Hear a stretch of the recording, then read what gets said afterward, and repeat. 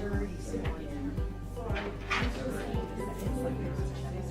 Like the environments, like the people that we hang out with, it's right now. And he just, there's, okay, so this,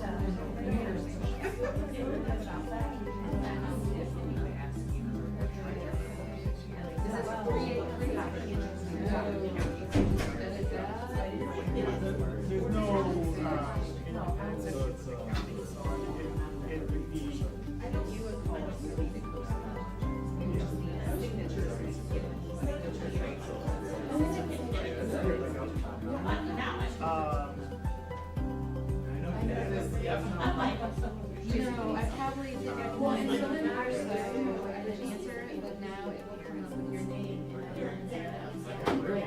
So, like, probably help me find out if the evaluation. So maybe we can start with that. I haven't paid As a scholarship process for order, I love it. So oh, yeah. Yeah. Well, I said I could either be only around and it's really also yes.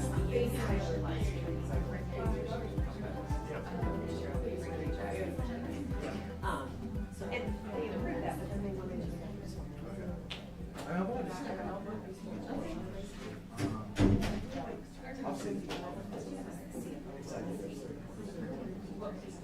Yeah. They were down at the fitness center. Yeah. I don't think I know where that is. So come out, so right down the hall through the high school until the dead end. Okay. And then take a right along first, and you'll if you're here. When you go through the George, you'll be in the gym. Okay. And you will see it. I noticed there's people that No, she Not even going. retired. She's been with everybody. oh, so she's retired. Well, no, she retired. Yeah, she was late. Yes. Yeah. She took off. She took it. Okay. Yeah. Give it some thought, let's talk after. No, no, No, like school district. no, no. Okay. Me too, I say that all the time. Okay,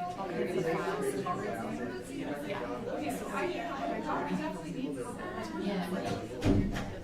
You can dial. Sorry about the. Yeah, I just, you went to like. I was like, Yeah, is she gone? She does. yeah. All right. Well, still think my brother stuff too. So, Yeah. the risk prevention. I'm sorry, do you have something to do right now? No, it's not doing it, so. And I'm not having any problems.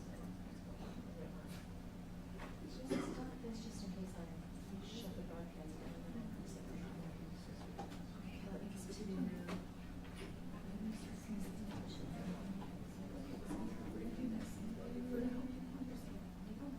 At risk program. Yeah, so you guys, Yeah, and this is a tough comment that I don't know. Yeah. I see how I see I was any day. You know, I'll take time. I'll take time. yeah, you know when you get this to click on it. yeah. Yeah. I know, I just feel it's like forward.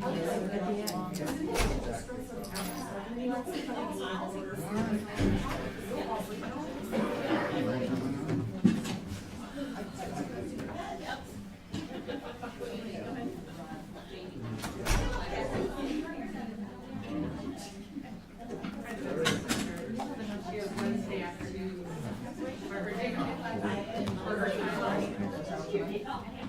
I'm still there for Polly. Do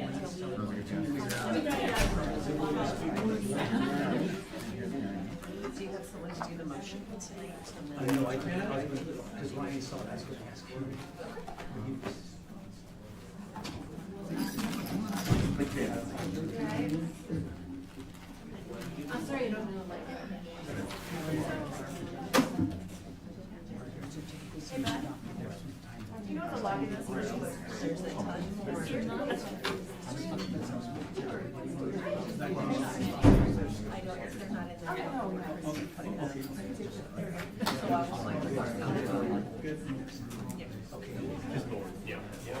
They're supposed to stay up. I don't know if I'm supposed to sleep. Do you want Patrick to?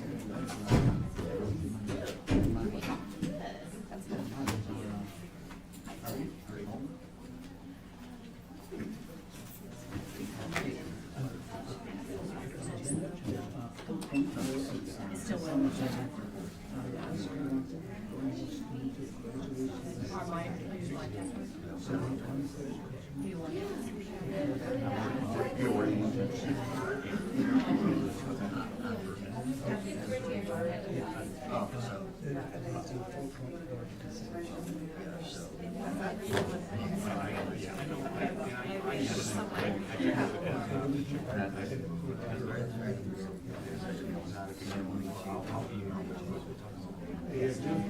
Yeah, I was gonna have. Go ahead. Yeah, okay, thanks. Resend it to me, and then on Monday, let's add it together. Does that sound good? So that it's done. Because I'll do one, yeah, they'll do that. Maybe you can show me how. Well, I only need to sign you a warrant. We'll figure that out together. How does that sound? Get it straightened out.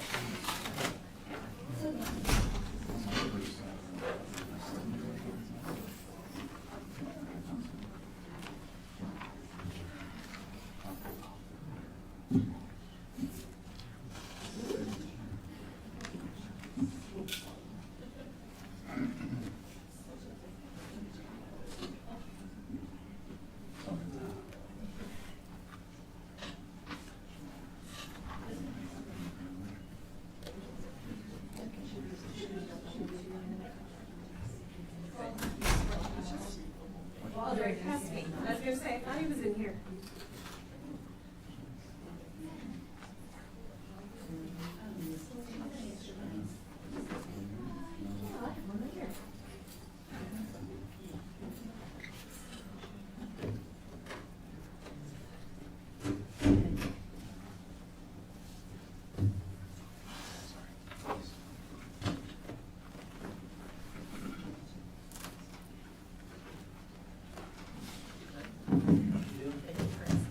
Boom, boom, boom. I'd like to call this meeting to order. We'll begin the meeting with the Pledge of Allegiance.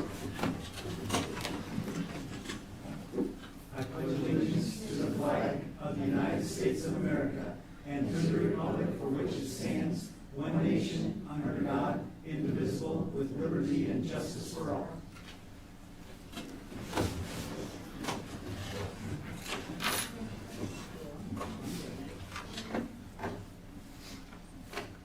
That brings it to agenda item number 2, agenda approval. Do I have a motion? Yes, I move to approve the agenda with one amendment to 4.4, addition of one name.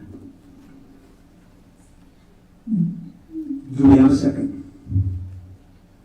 What was the 4.4? There is an additional name that needs to be added to 4.4 on the consent agenda.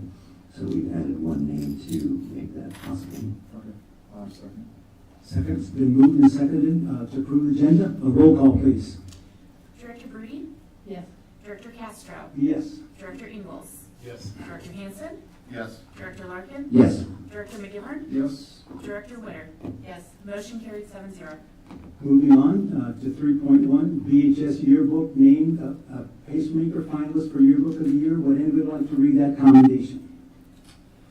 Sure, I can take it. Congratulations to the Beacon staff on being named one of the 58 pacemaker finalists for high school, middle schools, and the only school from Iowa, very nice, by the National Scholastic Press Association. The national recognition is a tremendous honor, and the pacemaker winner will be announced at the NSPA Spring Convention in April, and best of luck to that team. And they've done, this isn't the first time we've heard from them, so it's been an impressive run. Is anyone in the audience from that staff? Great. Okay, thank you. Moving on, student board representative report. Do we have a student representative in the audience today? Great, thank you. Hello, my name is Rosalina Krause, and I'm serving as the Bettendorf High School Student Council Student Board Representative. Thank you for the opportunity to speak with you today and share an update on what Student Council has been working on. Since winter break took up most of the time between this board meeting and the last one, I don't have as many new updates as usual. However, I'd like to expand on a few projects that are currently in progress. Right now, Student Council has 8 active committees, not including our marketing officers, who support all of our events through promotions and announcements. One of our main focuses right now is Bett Pride, which is centered on showing appreciation for different members of our school community. And as of this, students will have the opportunity to write thank you letters to teachers and staff, as well as finding ways to thank the administration. We're also going to be spreading positive messages to classrooms. And then in addition, one morning, students will deliver breakfast food and drink items to teachers as a small way to say thank you during this week. And then our Winter Wonderland Dance is scheduled for January 24th and will be open to all Bettendorf High School students. And we have a pep assembly that has been approved for February 13th, and we're going to be doing games, activities, and a fundraiser that will take place leading up to the assembly. Our state project committee, led by newly elected state officer Addie Cowles, is working to educate students about cybersecurity and the Safe and Sound app. The committee plans to create a screencast to show students how to navigate the app in more detail. They also hope to create a video featuring school administrators and Bettendorf police officers explaining what different incident types might look like in real-life situations. Another goal is to bring in a guest speaker, either from law enforcement or an organization called I Can Help, which provides age-appropriate presentations on online safety. The Dance Marathon Fundraising Committee is raising money for the Iowa Children's Hospital. Their plans include selling Valentine's Day themed drinks during Spread the Love Week, coordinating penny wars with local elementary schools, and hosting department competitions. And if approved, the winning department would receive a movie showing as a reward. And then the Dance Marathon is going to be taking place on February 13th, which is the same day as that pep assembly. And it's a 4-hour event for the kids where students come together and have fun to raise money and awareness for children's hospitals and children's illness. Our high school exchange committee is inviting student councils from surrounding schools to Bettendorf. This gives students the opportunity to share leadership ideas, learn from one another, and talk about ways to improve their own councils. Finally, Spread the Love Week will include spirit, dress-up days, pride time activities, and school decorations designed to create a positive and welcoming environment. All these efforts reflect what Student Council is trying to do overall: build connection and recognize the people who support us every day and create opportunities for students to feel involved and valued. Even small actions like writing a thank you note or a shared event can make a meaningful difference in school culture. Thank you for your time, and I look forward to sharing the outcome of these events with you. Thank you very much. That brings us to President's statement. Would anybody in the audience want to address the board at this time? You may come forward. Remember, you will have 3 minutes. Hopefully your thoughts are well organized, and we can discuss personnel, etc. So welcome, and we'll be glad to listen. Good evening. Melissa Hart, 4857 Duck Court in Bettendorf. I know I'm a familiar face to some of you, but I would still like to introduce myself. My name is Melissa Hart. I'm a paraeducator at Bettendorf Middle School, secretary-treasurer for BESA, and a member of our IBPS collaboration team. I currently have 2 kids in the district, but tonight I am coming to you as a mother. Our son is currently a senior in the Bettendorf district. Academics always came naturally to him, and he did very well during his time at Bettendorf Middle School, even with COVID disrupting the spring of his 6th grade year. Despite missing out on a typical middle school experience, he continued to thrive. Transitioning to high school brought many of the challenges parents expect: teenage hormones, a heavier workload, and anxiety surrounding life after graduation. At some point, however, our bright, confident, witty child began to struggle. Over time, this led to disengagement, neglected schoolwork, lack of participation, withdrawal from extracurriculars, isolation, and ultimately a loss of hope in school altogether. I watched my son fade before my eyes. He lost his smile, his humor, and his belief in his own future. We then faced a nightmare no parent should ever face when he made an attempt on his life. When deciding whether we should return to school, we worked closely with an administrator who was familiar with our situation and understood my personal reservations. This administrator recommended we explore Edison Academy. As both an employee and a parent in the district, I was not fully aware of Edison Academy or all that it offered. I will admit that I held misconceptions about the students it served. I am grateful to say those assumptions were completely wrong. From our very first interaction with Principal Jeff Blackwell, we knew Edison Academy was something special. Our son transferred to Edison to complete his senior year, and I recently attended their parent-teacher conferences. After years of uncertainty about whether graduation was even possible, I left those conferences with tears, happy tears. The Edison staff spoke about our son with compassion, belief, and hope. We heard comments such as, "He always goes above and beyond," "He's a deep thinker," "I have no doubt he is college bound," and my personal favorite, "I always see him with a smile." To the staff of Edison Academy, all of you are amazing. You have given a child the opportunity to rediscover his potential, encouraged him to grow, and most importantly, restored his hope and his reason to smile. For a young man who once felt invisible and disconnected, you helped him see that he has purpose. Standing here as his mother, the words "thank you" will never be enough. Thank you very much. That's a wonderful story, and we're glad he's succeeding and ready to move on with his life. Thank you very much. Thank you. That brings us to number 4, BDA report. Emily, come on down.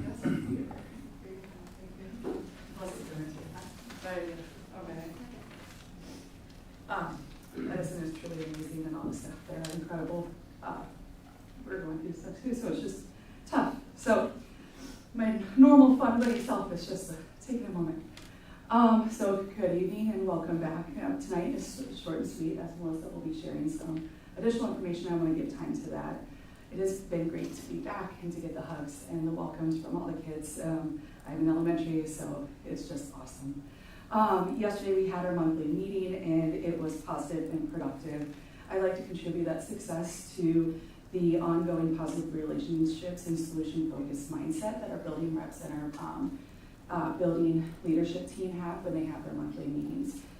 So yesterday's meeting was just really awesome. We had to take a minute to celebrate so many amazing wins that are happening within our buildings and with our union reps and our members within. We also had our bi-monthly, well, probably turn into a bi-monthly as the end of the year quickly approaches. Our check and connect with Dr. Morris and Miley. Our team values the time and collaborative work that's done during this time. Also a quick shout out to the Bettendorf girls wrestling team who won all 3 duels. Sorry, they need some recognition. That's a report from Melissa. So I'm going to hand out a couple of things really quick before we start, so you have this pen and green. I love handing stuff. Don't you guys? It's a skill I have. Okay, so first I want to welcome everybody back. I will say I've now missed 8 naps, and I'm not happy about it. I did a lot of napping over break. But on a serious note, I did tell you guys at the last board meeting that I would present on the ISA Bill of Rights, so I'd like to do that this evening. You're getting a copy of that now, as well as a copy of the potential resolution. As you know, I'm the president of the Bettendorf Educational Support Association, and I'm also the State Education Support Professionals Committee Chair and a member of the ISA Executive Board. Tonight, I am proud to stand before you representing not only our local associations, but also the collective voice of educators across the state of Iowa as we share the ISA Educator Bill of Rights. The Educator Bill of Rights was developed through extensive statewide meetings, listening posts, in-depth surveys, and direct input from ISA members from every corner of Iowa. This document reflects the shared experiences, challenges, and hopes of K-12 educators, AEA staff, higher education faculty, our invaluable education support professionals, our retired members who helped build our public education system, and the aspiring educators we are fighting to keep in our schools and in our state. The Bill of Rights outlines 10 core principles that ISA believes every educator deserves: professional respect, manageable workloads, fair compensation, safe and healthy working environments, secure retirement, quality resources, strong community support, collaborative leadership, meaningful professional growth, and opportunities for professional collaboration. These are not radical ideas. They are sound policy and a strong framework for sustaining and strengthening Iowa's public schools. ISA looks forward to working along local unions and school districts across the state, community partners who value public education, and elected officials who are willing to stand up for educators and students in their communities. This Bill of Rights is about partnership, not division. This evening, BEA, BESA, and BSSA are asking the Bettendorf Community School Board to be on the leading edge of that partnership. Similar conversations are happening in districts across Iowa, and we believe Bettendorf has the opportunity to serve as a model for what meaningful collaboration between local organizations and a school board can look like. Bettendorf has the opportunity to be one of the first districts, if not the first district, in the state of Iowa to move forward in supporting the Educator Bill of Rights. We respectfully ask the board to consider adopting a resolution in support of the ISD Educator Bill of Rights at a future meeting. A copy of the proposed resolution has been provided for your review, along with a copy of the Bill of Rights. Adopting this resolution would send a clear message that the Bettendorf Community School District values its educators, understands the challenges we face, and is committed to creating conditions for both educators and students can thrive. Thank you for your time, your consideration, and your continued support of public education in our community. Thank you. Okay, that brings us next to the superintendent's report. Dr. Moose. Good evening. Just wanted to take a moment to welcome everybody back officially from winter break. I hope everyone had a restful and relaxing time away. We were excited though to welcome our students and families back on Monday, and I did run into some parents over this past weekend who were I also believe excited to have their children return on Monday as well. So we're back and we're moving forward. With that though comes a very fast paced end of the first semester. So it is, I know my mic is, I guess it was turned on. Sorry about that. Thanks, Melissa. End of our first semester comes up next Friday. Hard to believe that the first half of our school year will be coming to a close. Want to wish all of our high school students the best of luck as they get ready for second quarter finals, and congratulate, later on the board will approve those that have chosen to graduate at semester, and congratulate all of those early grads on their hard work and wish them the best. Many of us were able prior to this meeting to visit the new fitness center and see the renovation work that was done. Thanks to the generosity of Sue Quayle and the Lampy family. And I just want to thank Zach Shea for his leadership on this project, as well as our Director of Operations, Scott Martin, our entire maintenance team, our custodial team, our boosters, our coaches, and our staff for the quick and incredible work that they did to tear down the old center and put the new one in. And I think people who were able to join us to see it. It is an incredible facility. It does look like it is 2 to 3 times bigger than it was previously, and it's the exact same square footage. So, and thank you to Zach for what he did to coordinate tonight's event. So, we're very excited about that for our student athletes. Thank you to BEA. We did, as Emily mentioned, have our Check and Connect this week. And it's always great to get together and just calibrate and collaborate on next steps. We will be bringing some more information to our community and to the board around a new event we hope to launch in February called Sneak Peek. As we've been working with families and working with our Parent Executive Council, which is the leadership on our PTAs, PTOs, boosters, just talking about how can we communicate about the great programs we have and reach all of those prospective families in our community for incoming kindergarten families and new families to our district. This event, Celeste was at a statewide meeting and learned of this event, a similar event that is up in, that Dubuque piloted. And we're looking to pilot at 2 of our sites this year, giving prospective families the opportunity to come and tour our facilities and learn about our programs and what they have to offer, take a tour of the school, etc. That would happen in February during our 26-27 registration time, but we're still fleshing all those details out. Celeste has been hard at work meeting with some of our kindergarten teachers as well as parents from our PEC group. We've been having ongoing conversations with our elementary principals to just kind of flesh this out and see how we want to roll it out for the first time. The ultimate goal over the next couple of years would be to expand this to all of our buildings. We will be opening registration for the 26-27 school year. We're finalizing those details. But we will open that up to our prospective new incoming kindergarten families and any new family to the district on February 2nd. And then the following week on February 9th, we will be asking our current families to re-register for the upcoming school year. And then later this month, on the 29th, we are really excited to offer our revamped curriculum night, now known as Bring a Grown Up to School Night at all 5 of our elementary buildings. This is where our students get to be the tour guides and the teachers. And they can bring special grown-ups in their lives to school that night, take them around the school and talk to them about what a day in the life of being an elementary student is all about. It was well received last year, and we're looking forward to hosting that again this year and giving our family and our communities and our students an opportunity to engage with the educational process in a different way. So that is my report tonight. Thank you. That brings us to the consent agenda. Do I have a motion to approve the consent agenda? We have to start out the change in full. Yes, motion to move the consent agenda as amended. I second. Second. It's been moved and seconded to have a consent agenda approved. Roll call, please. Director Castro. Yes. Director Ingalls. Yes. Director Hansen. Yes. Director Larkin. Yes. Director McGivern. Yes. Director Witter. Yes. Director Broody. Yes. Motion carried 7-0.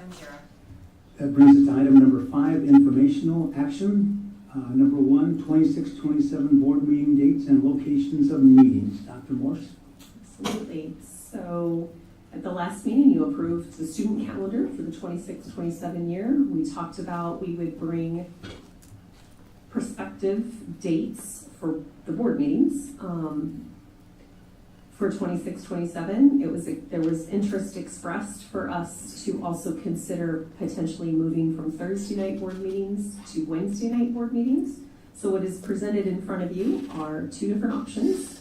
You have Thursday, what the Thursday dates would be if you left the meetings on its current night, and then you have what the Wednesday night dates, proposed dates would be. I will say, before you all engage in conversation, I have had the leadership team from the high school did just want to share for them. Wednesday nights could present some challenges. It is really the only night that they can do there as we get to the spring, where we start having all of the recognition events, such as senior awards, students' first banquet, etc. Wednesdays for them are important to have because that's the night most athletes are not competing, so all athletes or students can be available for those very special recognition nights. But at the end of the day, we will support the decision the board makes. But in communicating with them, I was asked to share that. They weren't able to be here tonight. And so just wanted to bring that to your awareness. And I had also had a request to bring back the discussion around location of where meetings would be. So that is before you this evening. I will turn the discussion over to you. Okay, having seen that or heard that, does anyone have any thoughts they'd like to put out at this time? Any board members? So just a timeline on this. So we're discussing right now, would this be something then we would bring in the next meeting for your vote on the 22nd? Is that the idea? That is the idea. I mean, if there is strong consensus tonight, and yes, we would bring back what the decision was for you to formally vote on it and solidify those dates for next school year. I mean, we are ahead of the game, so we're in a good place in terms of setting those dates. Yeah. I mean, I'll just offer. I mean, I'm open to either, but if it's a situation where Wednesday is more preferable, and I'm completely amenable to that, or Thursday as well. I have soft place in my heart for Thursdays. Not board meetings for wrestling meets that's going on right now, so there's that aspect to it. But no, that's my 2 cents. I'm wide open. So you're saying the high school staff prefers Thursdays, so that Wednesday's free? Is that the idea? Yes, that is correct. Yeah. And so, just in general, how about your staff? What's the better day for them and agendas, scheduling, and all that? As we had expressed before when we were making some shifts a couple years ago, Thursdays is the preferred night. We will be flexible. We will do what we need to do, but Thursdays would be the preferred night for a variety of reasons. But since it's better for staff, I'm in favor of Thursdays. Does it work for, I mean, Yeah, I agree. I think we should try to, accommodate the staff. Is there any hard, issues? No, with- not for me. With Thursday Thursday? works for me. That we want to move back to Wednesday? I mean, I think just throw it out there, because it's, again, I mean, just for sake of discussion. I have no issues with Thursday. That's what the people that are in the trenches every day feel that's best. I have no issues with that. And then the location, I like the idea of moving around. I just have some pause on the logistical challenges of doing that, microphones, notes, computers. To have to set up tables, that's additional costs for custodial staff to set that up so well. In concept, I love it. I think in practice, I don't think it's a practical solution with taxpayer dollars to do it. That's my thought on location. I think one of the original thoughts on maybe moving to the different buildings was the students in that particular building could make their presentation on that evening as well. Like if we went to Neil Armstrong, students at Neil Armstrong would do a presentation, or Grant Wood would make a presentation. So I'm still amenable either way. Yeah. Anyone else? I'd like to know the cost benefit, or, how much would it cost? How, What would be the impact or the cost? yeah, what is the cost that it would cost to the district? So, would the benefit outweigh the cost with, the kids, the parents, the teachers coming in to celebrate their school? Would that, outweigh the cost? And how much is the cost? We could do a trial and just see what the costs were, and then if it was a disaster, not do it again. Is there a way to estimate what additional, as compared to having a meeting here, kind of like an impact? Yeah, how much does it cost to Yeah, have a meeting here what could be some versus? potential costs associated with that, so that we have that understanding? And again, this is for next school year or this next semester? I think this would be whenever we get a green light to do it, not necessarily any particular date yet. Okay. And then. I know if we were looking at next No, year. this would be like. Yeah, I guess we, Thank guess we you, could. Director Gates, I was going to ask the same question. Yeah, I mean, I don't think it's definitive either way, right? I think that if this were something we wanted to try out and pursue, then we can, schedule what would be appropriate. I mean, obviously it wouldn't be like, all right, 22nd, we're gonna, it's gonna be some time to figure that out. I think we can work, I'm looking at Tyler, we can work to do some estimated cost, in addition to custodial staff. That is extra time that the leadership team that sets everything up will have to set aside on those nights of those board meeting nights, so that's less time they have to do the work that they have. The other piece will be your quality of live streaming, and your audio will not, the mics are not portable, right? They're all hardwired in, except when we are at the high school in the Performing Arts Center, because of the sound system in there, we can access that. The other concern that we had discussed with the board was our buildings are used so frequently. And so in your elementary buildings where you would have the space to conduct the meeting, so in those cafeteria or common areas, you've got the gyms right there. And so if practice or a game or intramurals are going on, that could create extraneous noise. It's not like you can't run the meeting, but just keep that in mind. I know when we used to have our buildings come and do presentations or share things that are going on. We've always been successful at having a great turnout of students and parents coming to the administration center. A piece that a principal said to me as I was talking with them about what their thoughts about hosting and things, and they will open their doors if this is what the board decides to do.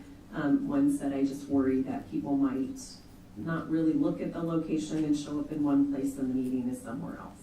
Over time, that will hopefully work itself out. But I would have been remiss if I didn't share what one of the principals shared with me as I was meeting for their one-on-one. So in addition to the overtime costs, we would need an additional staff. So in order to make sure, we probably use the owl. Ben, are you in the right? Yeah. The owl for the live stream piece. So I've got to have someone managing that and then someone managing the computer to keep the agenda moving. Because it's not all in one system now, as it would be here, it's going to require an additional staff member that night. But we will, if that is what the will of the board is, we will figure out how to make that work. What was another option, like once a month, just making ourselves available at different schools and then coming here for the board meetings? Would that be a little more workable? Yes, so that was a concept I had pitched, Yes, Director Ingles. yes. Thank you for bringing Yep. that back up. I forgot about that, so thank you. No. Where a colleague of mine had done something similar to try on twofold. One, to get people out to buildings, but it also afforded the opportunity for it to be a two-way interaction with the community, because in this setting, this is your meeting, right? It is not an opportunity to have two-way interaction. And so they shifted to that concept where 5 o'clock, they picked a site once a month. Sometimes, depending on the month, it might be every other month, just if you're coming into spring break or winter break. And then 2 board members would head out to that site with the superintendent and address questions, concerns, feedback from the community, and be able to engage in a more of a dialogue or back and forth. Sure. And then in our district, we're only 9 square miles. So instead of having to cut it off at 5:30, you could probably cut it off at 5:40 or 5:45, and we'd still make it back in time for a 6 o'clock meeting. So that is a option that we would help flesh out and facilitate if that was the will of the board. Do you think that would be a lot of extra work? I think it would be more just having a place to do it and just letting people know we're there and then move it over here. I think that probably solve a lot of issues. Where we're accessible, we're trying to be accessible. Absolutely, and I commend you all for that, and I think our community would welcome that. I think in that setting, because you wouldn't need all the logistics with the technology and screens, in some of our buildings, I think you could be in a more also intimate setting, like the library, where the chairs might be a little more comfortable, and you're just a little more in proximity of each other, right? Because you're not live streaming that out to the public. Do I think it would be less work? I do. Thank you. Thank you for asking that question. Any other questions I can answer, or anything about the dates? Anything else that I missed? Since this was only in the draft format, we will make a decision tonight and we'll bring it back on the 22nd, is that correct? That is correct. Oh, sorry. I was just going to throw out there, on that concept of a separate meeting, you could advertise it as a board meeting, thus you could have all 7 of you there. I just want to clarify that. Your counterpart had 2 coming out, but if you advertise it as a meeting, you could have all 7 of you and just one agenda item being public discussion, so forth, so. I would want to check Yep. under that there could be two-way interaction. Yep. Because it's an agenda-sized board meeting, and I would have to just make sure that you could do that. Of course. Because I have never thought through that. Most of my colleagues, it's a smaller group of board members who engage that way, and then bring back a report, like there would be a share out. So if it was Director Brody and Director Hansen, they'd come back and during board shared communication talk about kind of the topics that were discussed or questions that were asked. Okay. But thank you, I'll look into that as well. Thank you. okay, that brings us to number 2 under agenda item 5, approval of the November financials. Do I have a motion? Yeah. Move to approve November financials as presented. Second. Second's been moved and seconded. Tyler, come on down, young man. Good evening. And you're already here, young man. I am here. I'm ready for you. Excuse me. All right. So the only thing I really want to note for November is that we did make out that one-time payment to employees in November, which totaled about $1.2 million. So expenses will just be a little higher, but that was obviously negotiated from last year to take effect this year. So that was anticipated. Right? We knew that was coming.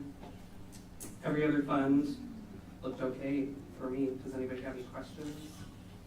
No? Is, Oh, I'm sorry. Go ahead.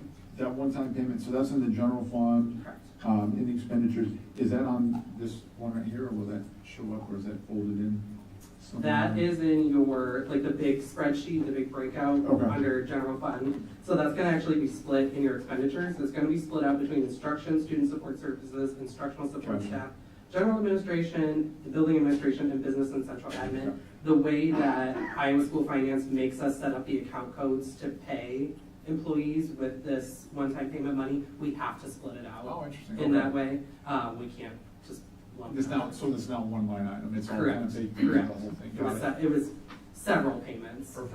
and I can put that in weekly wrap up for you tomorrow, so that way you can see, I think it was like $650,000-ish specifically for teachers. Gotcha. So I can put that information in weekly wrap up tomorrow. No, I appreciate that, perfect. Thank Yep. you.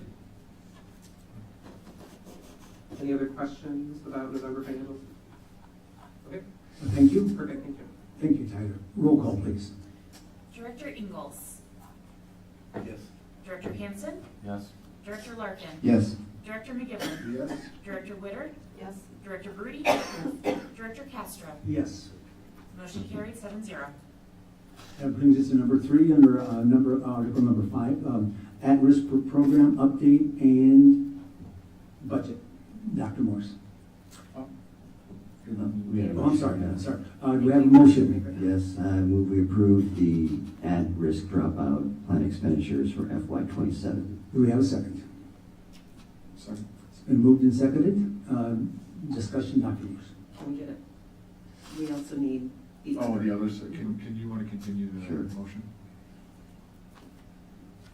And also approve the request for the maximum MSA of $1,393,721 to support the 2026-2027 board approved at-risk program. My second was supposed to. Been moved and seconded. Dr. Morse. This is an annual process we have to go through. At times over the years, we have provided you a presentation around what the program covers and what staff is funded through these dollars. And so I'm going to turn it over to Tyler. In terms of the amount we ask for, it is dictated by the state. There is nothing for us to really finagle. Anything else you want to add? We have to ask for this amount, otherwise, if we don't ask for this amount, the state wants to know why, right? So it's, you gotta ask for it. Basically, this is just, the state is giving us permission, and the funds to be able to spend for the at-risk program. There's certain requirements, that we have to meet as a district first before they kick in all the dollars. So for 26-27, we projected a $2.1 million budget, for at-risk. The MSA that we're asking for is 1.3. On top of that, the state requires us to contribute a 25% match, so that's what the $464,000 is for. They will provide $139,000 of just straight categorical funding based on that small little formula that they that's on that sheet. And then that gets us to a total of $1.9 million. So that's really all the funds we know we have available to pay for the 2.1. So we'll be at a budget shortfall of $134,000. I really don't think the budget shortfall will be that significant, given that these are all projected costs, they're not actual costs, right? And some of the things that factor into that are employment, as we pay for SROs with the at-risk budget, we pay for guidance counselors, we pay for academic interventionists,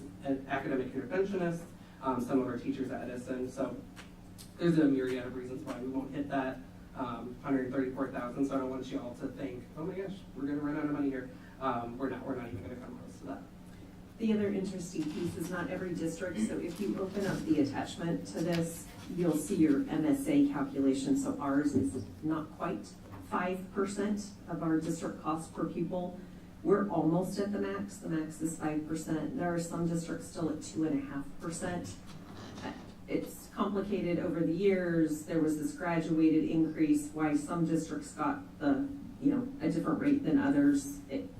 I've never really had anybody be able to explain it.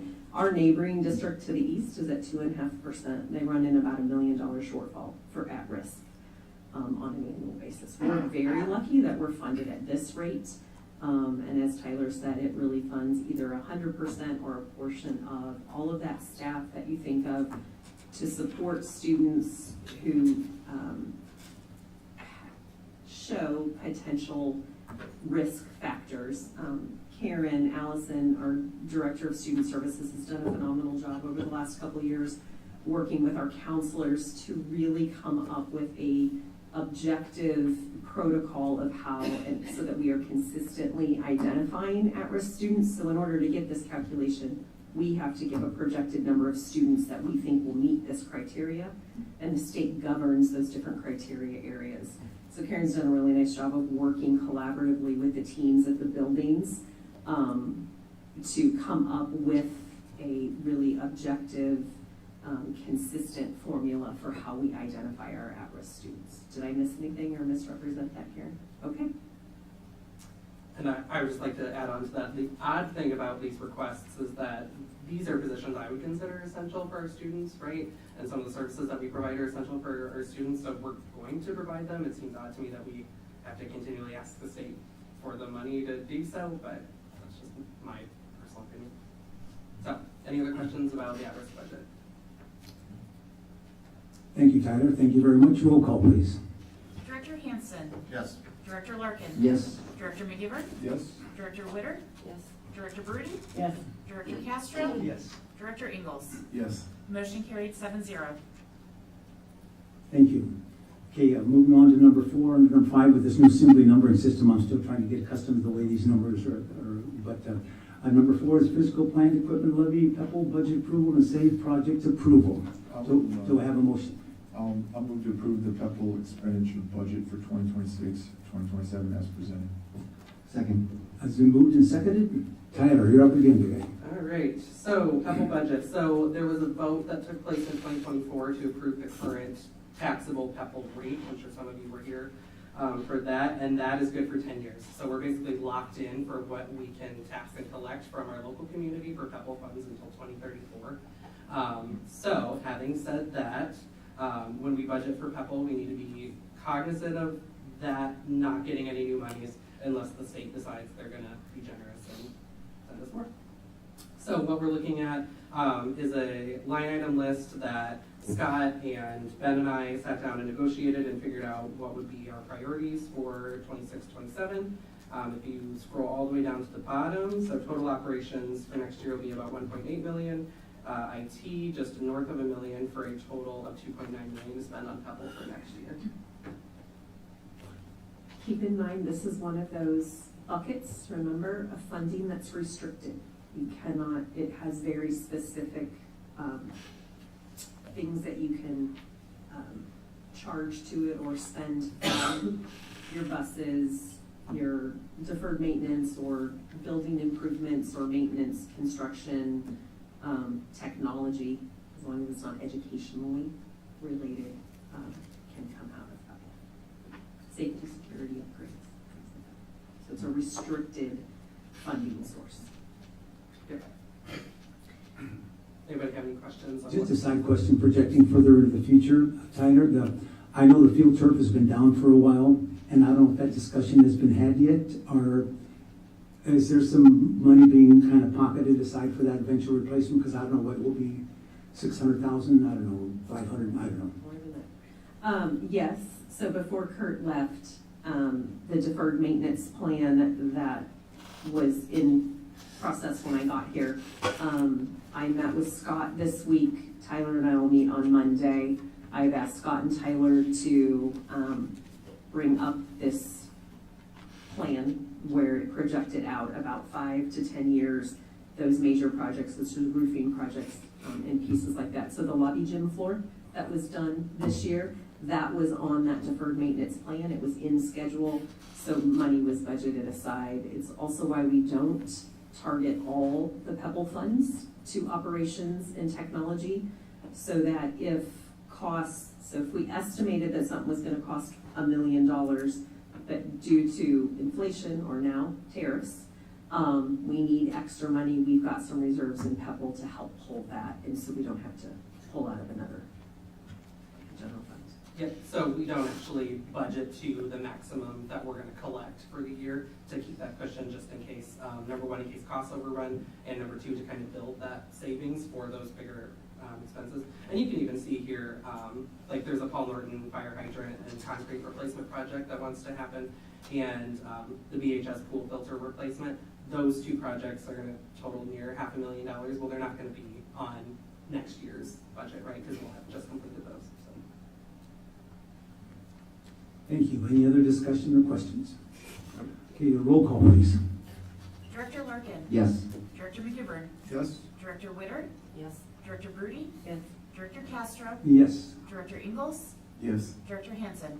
Yes. Motion carried 7-0. Okay, that brings us down to communication, board shared communication and. What, early resignation? Oh, I'm sorry, yeah. Early resignation resolution, okay, do we have a motion? I motion to approve the early resignation or resolution as presented. I'll second. It's been moved and seconded for the early resignation resolution. Dr. Morse, you want to expand on it? I can, and then we will need someone to, so you guys can all read, be the first to raise your hand or do nose goes.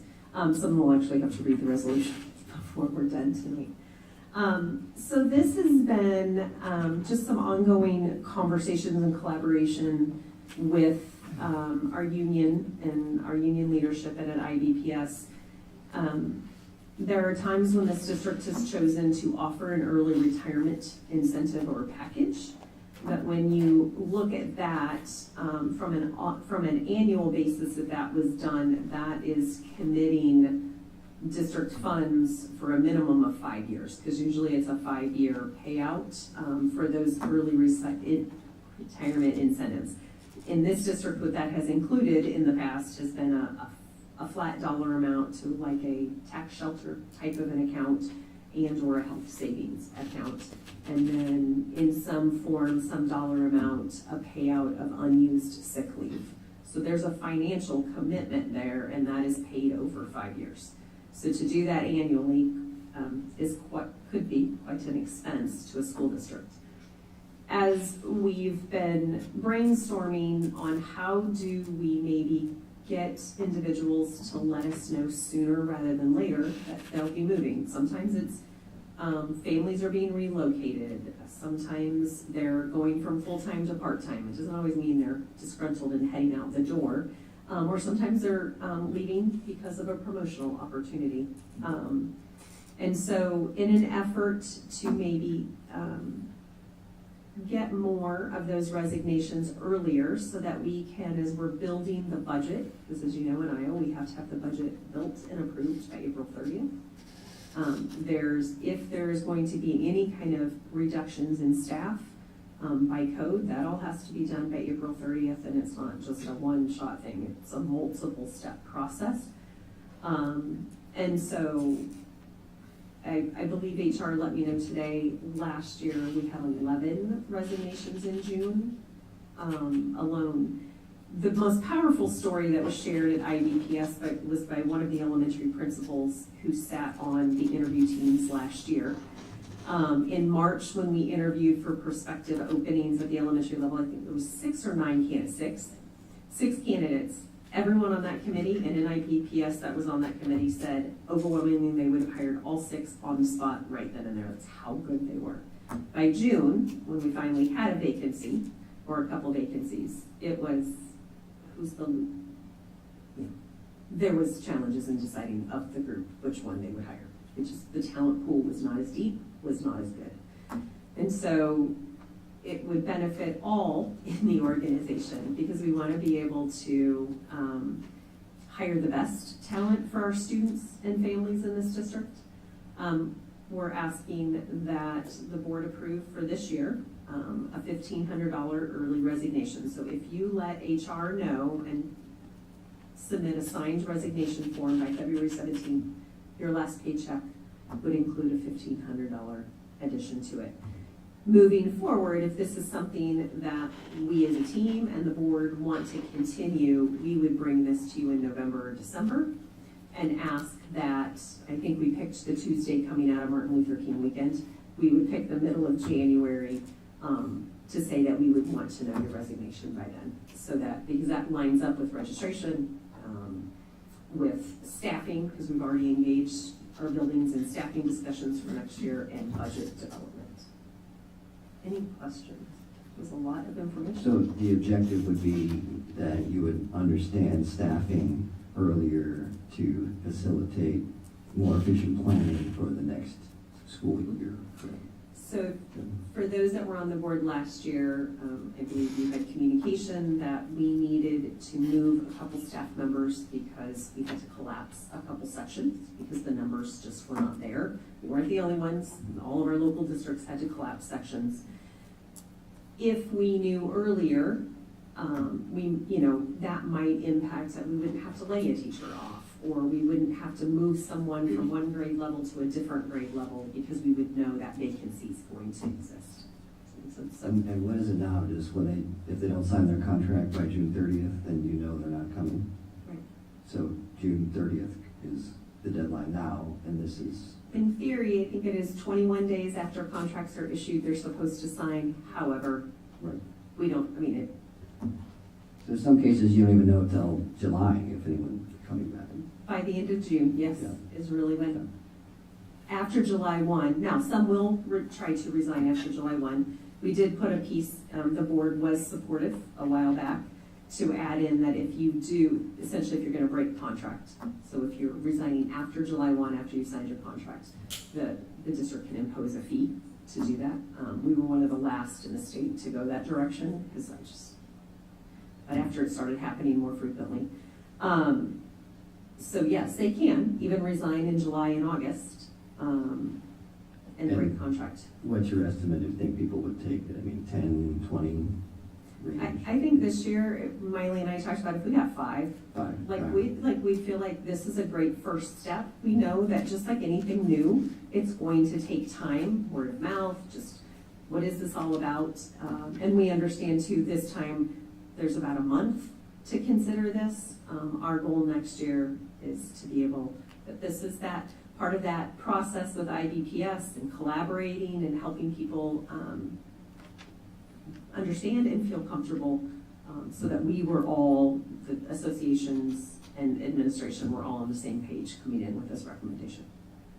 And to your point, Director Larkin, I would argue that this is a budgeting and a staffing tool, right? I wouldn't argue that this is a see you later, a nice knowing you. I would argue this is a tool for us. No, I got it. I think it certainly provides the incentive to let you guys know earlier and then smooth the line out downrange, so you have a better handle on, and then posting positions, right? So we can get the talent sooner. Central Wit is the most recent example. I believe they brought this to their board in December. And so it's just a tool we're trying to use to be fiscally prudent and good stewards. Is this management fund expense? No. No, this would be general fund. Does it have to be read totally and it's in I totality? can volunteer. Okay, you phonics It's trained? my understanding resolution should be Okay, ready. you're the phonics trained reader? We ready? We're ready, All Director. right, resolution, whereas the Board of Directors of the Bettendorf Community School District recognizes that many school districts across the state are experiencing challenges in staffing and filling positions, and that staffing issues have also impacted the operations of the district. And whereas the Board of Directors of the district anticipates that staffing issues will continue into the 2026-27 school year and will make hiring and retaining staff for the 2026-27 school year increasingly challenging. Whereas the Board of Directors of the district believes maintaining adequate staffing levels of all positions is essential to its educational mission, and that when positions go unfilled, it is a detriment to all students as well as other personnel. And whereas the Board of Directors of the district believes that in light of staffing issues and of the impact they have upon district operations and student education, it is appropriate to provide an incentive to staff who choose to submit resignations within a time period earlier than they are required to under law. And now, therefore, be it resolved by the Board of Directors of the Bettendorf Community School District that the board hereby authorizes the Executive Director of Finance to facilitate a one-time early resignation payment in the amount of $1,500 to each district licensed professional employee, teachers, nurses, counselors, social workers, instructional coach, academic interventionists, and building level administrators who provide a signed resignation from their employment with the district between the date of this resolution and February 17th, 2026, and has a resignation accepted by the board. This incentive will be payable in the employee's last payroll check in June 2026.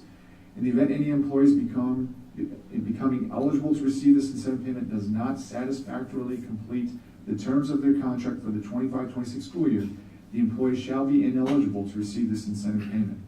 Passed and adopted this 8th day of January 2026. Roll call, please.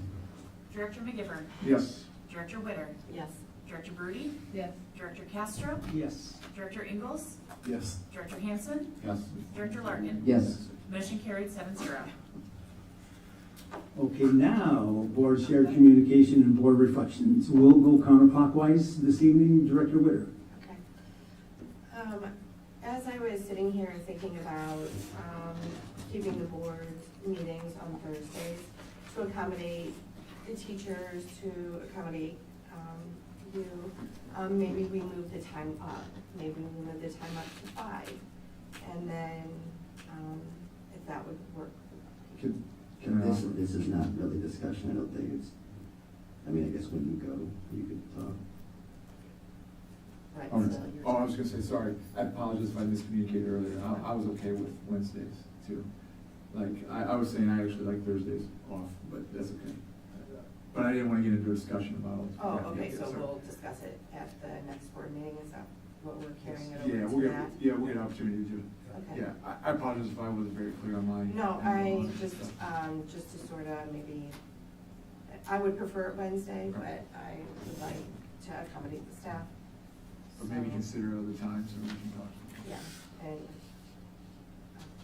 so as a learning tool, I should send an email then, instead of bringing this up at board shared communication? Well, when we had that agenda item, that would have been the time to bring it up. Well, I was sitting here thinking about it, Yeah. and that's, so I didn't think about it at the time of the discussion.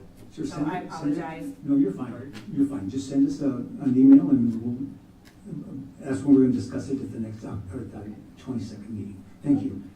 Director Hansen. Good evening. Just happy to be here this evening. I look forward to visiting schools once again. Very shocked, but very thankful for the donations for the wonderful expansion of the weight room facility of the board. So I hope all of you get a chance here soon to take a look at it if you haven't already done so. But also impressive with all of the early graduations that were listed that I read over earlier on. But no, look forward to a good second semester coming up, and that's about it. Glad to be back. Thank you. Director Brody. I too was able to get down to see the new weight facility, which is amazing, very cool. And trying to get into schools. Eric and I are kind of on the visiting school tour together. So hoping to get in next week to the 2 elementaries we haven't been into yet, and then keep getting in. I just think the more we're visible, I just feel like it's an asset to everybody. Thank you. Director McGivern. A big welcome back to staff. Hopefully everybody had a good time over the break. Hopefully stayed healthy. It sounds like there was a lot of nasty stuff going around over the break, but hopefully everybody's well and doing well. I just wanted to add one comment to, I don't know if anybody's still here, about the 3 dual meets that the girls won. To add a little icing on top of that, the 3 dual meets that the girls wrestling won were against Assumption, Pleasant Valley, and North Scott, which always feels just a little nicer. So congratulations to the girls wrestling team. That was some hard fought matches. But welcome back, everyone. Thank you. Director Ingles. I don't have much to say tonight, just glad to be back, getting work done, and hope everyone had a great holiday. Thank you. Director Larkin. I want to say farewell to Christy Henson and Colleen Skolrud, who served us well for so many years. They were a great asset to this board and to our district, and their absence will be noticed and sorely missed. So wish them well on to their next ventures. Thank you. pick up the tail end here, but I just want a special thank to Monica for standing in as board secretary this evening. You've done an outstanding job. Your voice projects very well, and so thanks a lot for standing in and doing that very important job for us. Thank you. Okay, I too visited the new fitness center. I'm extremely happy with the way it looks. I spent many years in there repairing, fixing, cleaning, disinfecting, washing, scrubbing, moving. So it was nice to see this great change that happened. Special thanks to Zach Shea and Scott Martin for having his workers there and ready to do some of the heavy lifting. And there's no thanks to like to Evan Duth, Jordan Spires, David Pike for working multiple hours except for Christmas Eve and Christmas Day in the fitness center, doing some prep work before the initial work was even done. And some of the following workers also helped to load 3 trucks of equipment and help set up as well. Evan Duth, Jordan Spires, David Pike, Aaron Wiley, Phil Schaefer, Jared Block, Kevin Frecking, Jessica Rummery, Adam Hinders, Christy Cupley, Conrad Keeler. And also the special cleaning that was done by Pat Gerskus, a Bettendorf grad, and special painting was done by Jake Gordon, Bettendorf grad. So that's what Bettendorf does when it's time to step in and offer things to help do. That's the Bett way. That's the way we've done it for many years. That's the Bett culture. That's so ingrained in us to help out when we have to and when we can. So special thanks to all those people who helped us do all those extra things. I think Dr. You had a special thing you wanted to add as well. Yeah.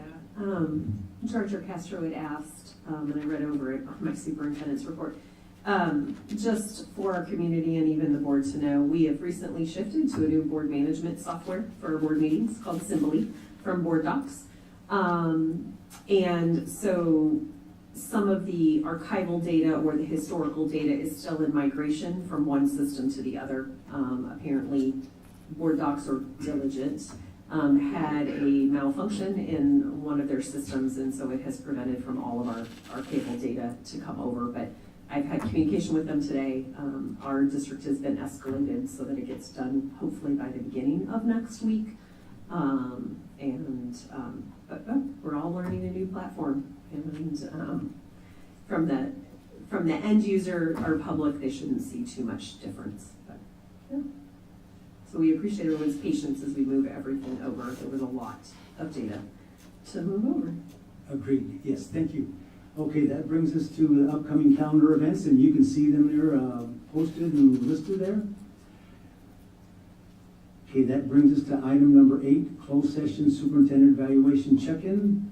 Do I have a motion? A motion to enter into closed session in accordance with Iowa Code Section 21.1I for the purpose of evaluating the professional competency of an individual whose appointment, hiring, performance, or discharge are being considered when necessary to prevent needless and irreparable injury to those individual reputations and those individual requests are closed session. Is there a second? A second. Then moved and seconded. Roll call, please. Director Witter? Yes. Director Broody? Yes. Director Castro? Yes. Director Ingles? Yes. Director Hansen? Yes. Director Larkin? Yes. Director McGivern? Yes. Motion carried 7-0. Okay, we're now in closed session.